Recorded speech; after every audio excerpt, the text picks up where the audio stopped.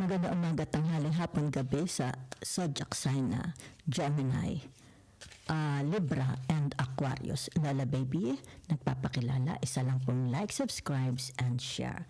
So tingnan po natin ang gumagalaw na energies. Ano ang mga energies na aktibo sa mga natitirang araw, linggo ng buwan ng February. Yan ha. So, tingnan po natin ha. So, naririto ang tinatawag na chariot. Okay, sandali, tatakpan ko latubad.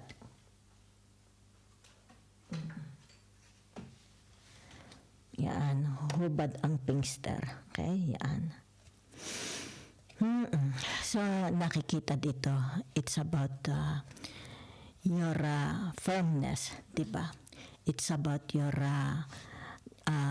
paglaban sa buhay. Okay, lumalaban kayo sa buhay. So, ito yung tinatawag na energy of achievement, success. Yan ha. So, titingnan pa natin ha.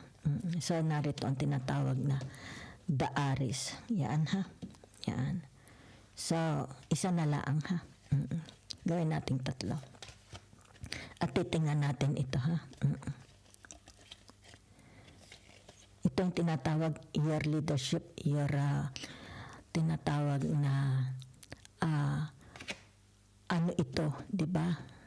Ano itong posisyon ninyo, pwesto ninyo. So naririto ang the hangman, okay? So ang pag sinabi mong the hangman, okay? Yaan yung water, Neptune, okay? Okay. So, ibig sabihin nito, it's about your, ang nakikita ko dito is pagmumuni-muni, di ba? Planning for their future, making for their future, di ba? Yaan. So, it's about, sabihin na natin, maybe gusto nilang mag-put up ng negosyo, di ba? Maybe gusto nilang tinatawag na mag-try, okay? They want to try, mag-invest. Yan ha.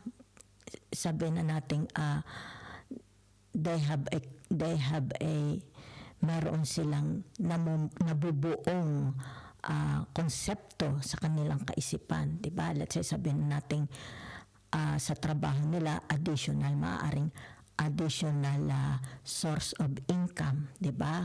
Na makakadagdag. It's more about increase, di ba? Meron dito tinatawag na mga Gemini, Libra, Aquarius. They move to another house. Okay? For whatever reason. Maaring ito yung tinatawag na baka matanda na sila, nasa pangangalaga na sila ng kanilang mga anak, di ba? So, ibig sabihin ng abandonment, inabandon na ang kanilang bahay, okay? So, maaaring ito yung tinatawag, may mga Gemini, Libra, Aquarius na nasa isang lugar na lang sila. Let's say, sabihin natin isang pwesto sa kanilang bahay na naroon lang sila, di ba? Yan. So, maari ini-enjoy na lang nila yung kanilang retirements. Maari ito yung mga retired Gemini, Libra, Libra, Aquarius. Di ba? Nag-enjoy na lang. So, tingnan natin. Ilalagay ko lang dito. Itatabi ko lang. Ha?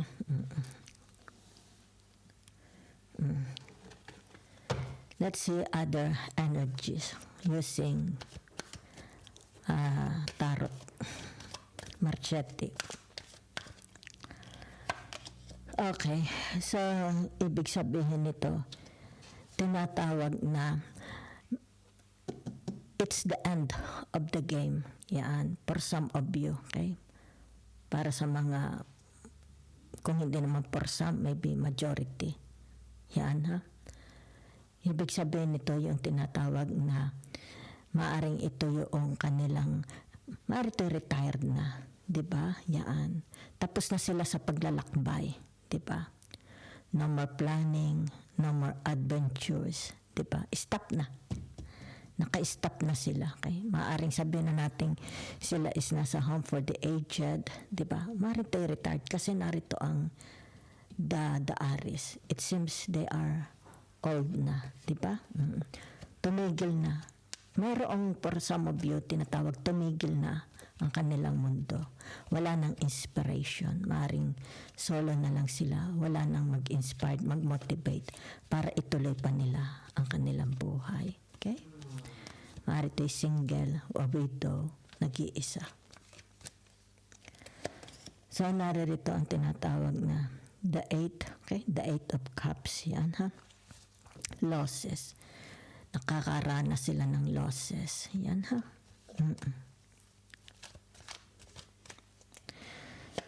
Maaari ito'y sabihin na natin meron silang wealth, di ba? They have properties, they have a name, a reputation, but they are experiencing losses. Maaring losses of the loved ones, di ba? Maaring health, di ba? Nagde-deteriorate ang health ninyo or health ng tinatawag person, kung sino itong mga tao sa buhay nyo. Okay? So, naririto ang tinatawag na is this the two of pentacles or the ace of pentacles? Okay? So, ibig sabihin nito yung tinatawag na in a good relationship. Yan, ha? Mental status, check. Balance, okay? Money, check. Maganda, okay? So, dito lang sila may losses, di ba? Maari ito'y tao. Yan, ha? Maaring their health. Okay? Or materials, pwede rin, di ba? Maybe yung bahay nila kailangan ng tinatawag na repair, renovation, di ba? So, naririto ang tinatawag na, okay, ano ito? The king of wands. Yan, ha? Ano ibig sabihin ng the king of wands? Yan. So, it's more about their leadership, di ba? So, nakikita mo dito yung kanyang responsibilities na nakaatang sa kanya. Okay? Yan. So, let's see. Okay? Other energies.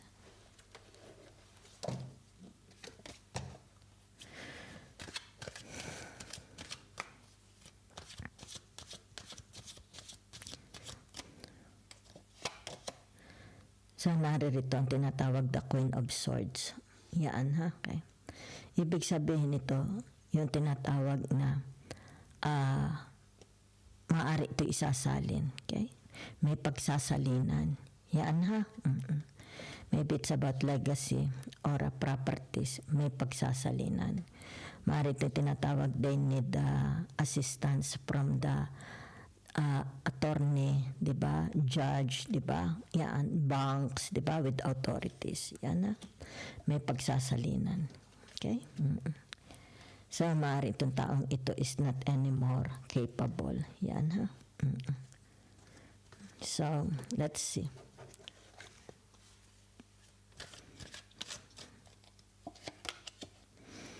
Okay.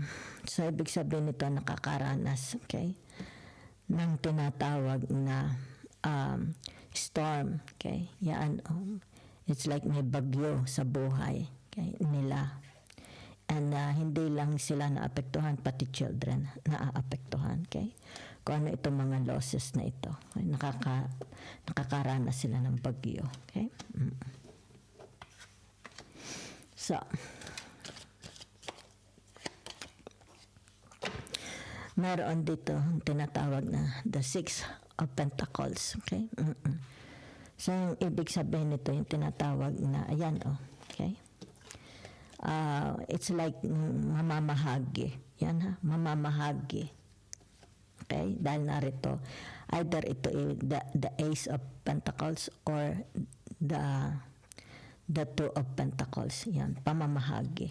Yan, ha?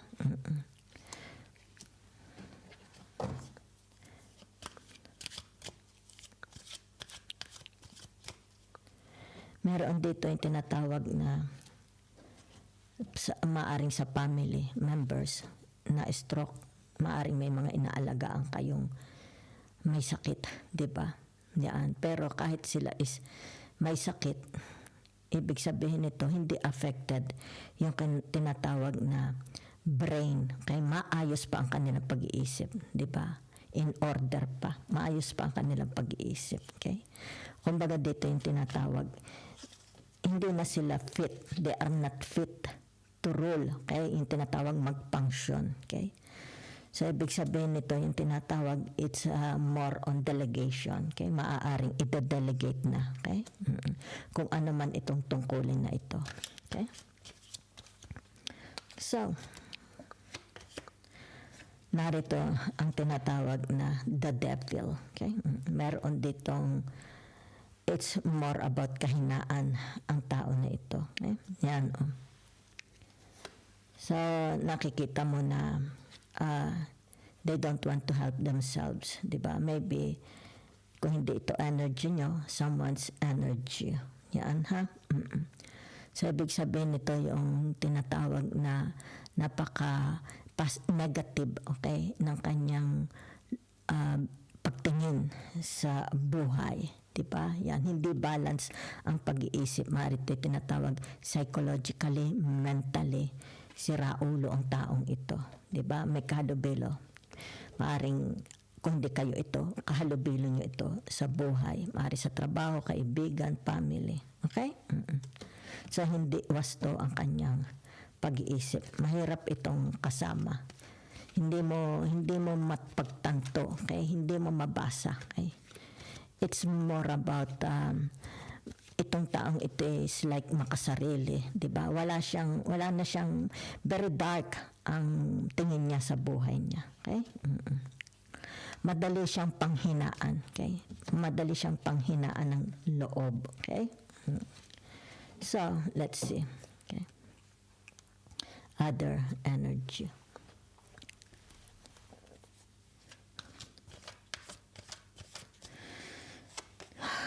Okay, it's about direction, di ba? So, nasa tinatawag na crossroad, okay? Saang direction kayo ba dapat papunta? Yan, ha? So, ibig sabihin nito, yung tinatawag na maaring nagpaplano pa kayo, pinag-iisipan nyo, binabaybay nyo, ino-organize, di ba? Yan. Saan ang tinatawag na direction pupuntahan mo sa buhay? Okay? Pwede itong it's about career, trabaho, relationship, di ba? Yan. Saang direction? Kumbaga dito yung tinatawag na pabor sa inyo. Okay? So, ibig sabihin nito yung tinatawag, hindi pa kayo makamove, hindi pa kayo maka-action sapagkat pinag-iisipan yung maigi, di ba? Saan ba kayo? Saan ba ang calling ninyo? Okay? Sa abroad? Saan ba ang calling nyo? Halimbawa, sabihin na natin kung ito'y career path, di ba? Saan ang calling mo? Halimbawa, sabihin na natin you're a teacher, baka gusto mong mag-aral as a psychiatrist, di ba? Or sabihin natin, ayaw mo na mag-teacher, gusto mo lang mag-abroad, di ba? Saan ang calling mo? Okay? So, naririto ang tinatawag the Seven of Swords. Yan, ha? Okay? So, ito yung tinatawag saan. Okay?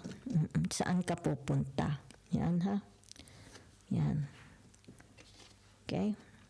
Saan ang linya mo? Okay? Yan. Saan ba talaga ang linya mo? Okay?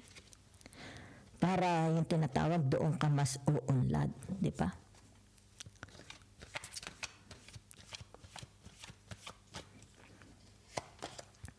So dito, the Seven of Cups. Yan, ha? So ibig sabihin ng the Seven of Cups na ito, yung tinatawag na ano ang prioridad mo sa buhay mo. Okay? Ano ba talaga ang prioridad mo sa buhay mo?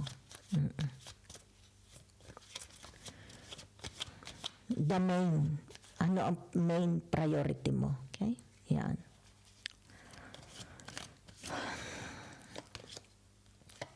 So, narito ang tinatawag na the Three of Cups, di ba? So, ibig sabihin nito, yung tinatawag na there is a race, maaring increase rates, increase ng inyong sweldo, there is a race, di ba? So, there is tinatawag na possible outcome, result. Yan ha, yan. Maaari ito'y tinatawag na dahil mayroong kailangang i-celebrate. Yan ha. So,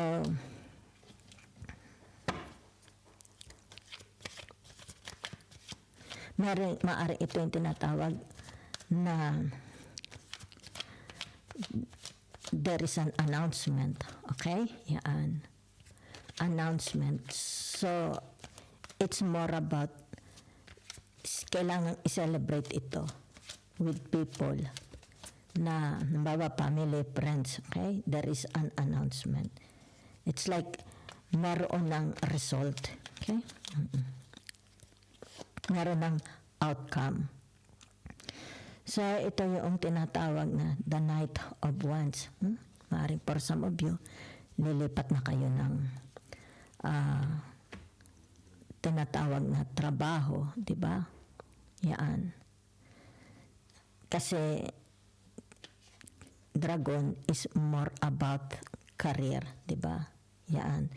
So, ibig sabihin ko saan kayo patungo, di ba? Yan, oh. The way going there. Okay? So, let's see.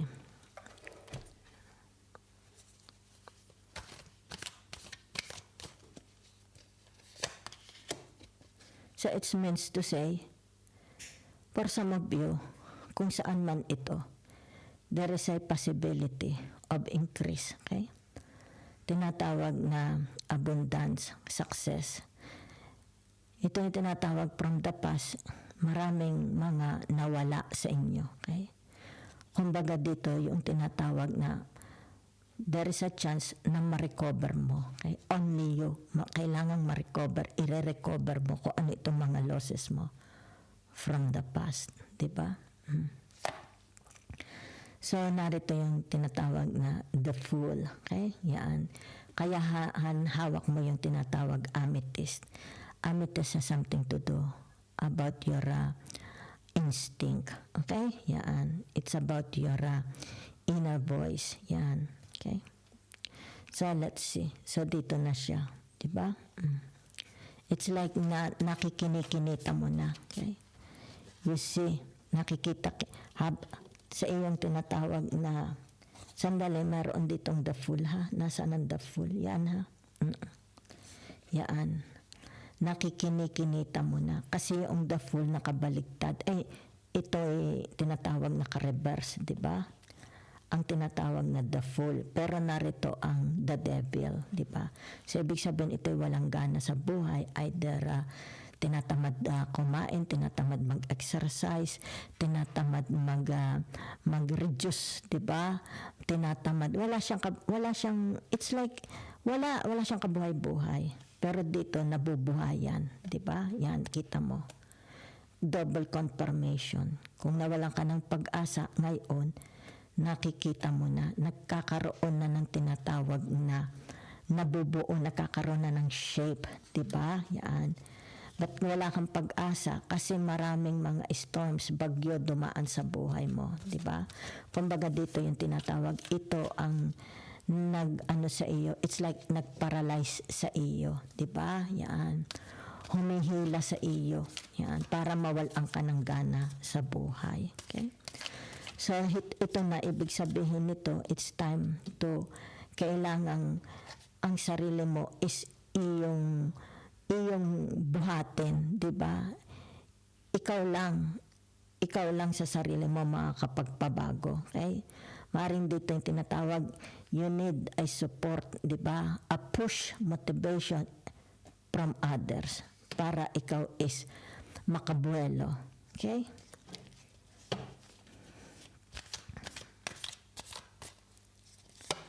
So, naririto ang tinatawag, okay na, ito na, oh. Okay? Alam nyo na. Okay? Alam nyo na kung saan direction kayo pupunta. So, there is a travel. There is a journey happening. Yan. Kumbaga dito napagtanto nyo na. Okay? Alin ang pinaka-importante, di ba? Na gagawin mo sa buhay mo. Yan.